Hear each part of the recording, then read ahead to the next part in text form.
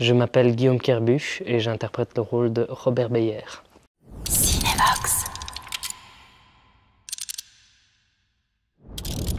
Moi je dirais que c'est une série canon, 100% belge, dans le sens où c'est flamand francophone. Je trouve que c'est comme si un copain qui en connaissait blindé sur les tueurs du Brabant racontait son point de vue sur l'histoire en racontant ça comme s'il l'avait vécu. Robert Beyer, c'est un gendarme qui s'occupait des renseignements et qui était accompagné de son ami Madani Bush.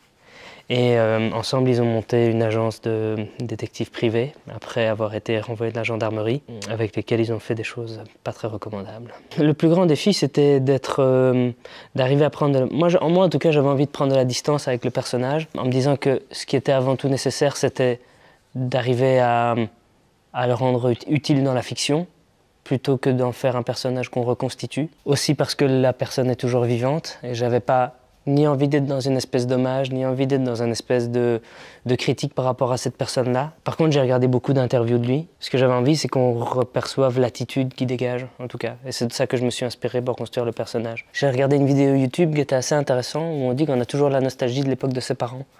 Où en fait, là maintenant, on est dans une espèce de nostalgie des années 80. Et ce qui est drôle, c'est qu'en fait, quand on regarde bien, dans les années 80, on était dans une nostalgie des années 50. On est toujours dans une nostalgie d'il y a 30 ans.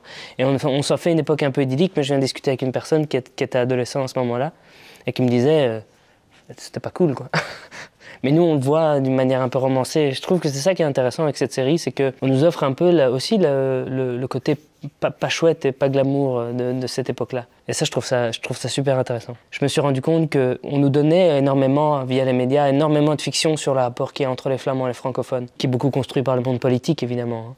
Et ici, en fait, j'ai l'impression que de le vivre, en fait, cette expérience, de travailler avec des Flamands et des francophones, on se rend compte que ces barrières qu'on nous raconte sont vraiment de la fiction. Mais par contre, qu'il y a d'autres barrières, comme la barrière de la langue. Et puis ce que je trouve bien, c'est, on dit l'union fait la force, mais là, je trouve que dans la Fédération Wallonie-Bruxelles, on est assez fort dans le cinéma d'auteur, dans le cinéma expérimental, la manière de faire du cinéma avec parfois peu de moyens.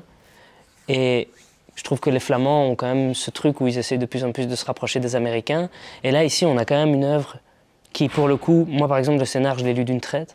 Je me suis dit, c'est bien écrit, c'est bien joué, c'est bien réalisé. On a pris les bons côtés des deux côtés, quoi. Si on arrive à continuer à faire des œuvres où on arrive à prendre le talent des deux côtés, le cinéma belge va, pour moi, encore plus grandir que ce qu'il n'est déjà. Alors que je trouve que, voilà, que ça soit du côté flamand ou du côté francophone, je trouve que le cinéma belge existe déjà énormément à l'international. Et c'est beau de se dire qu'on peut encore grandir et que c'est par l'union des deux communautés qu'on va pouvoir le faire. Cinévox.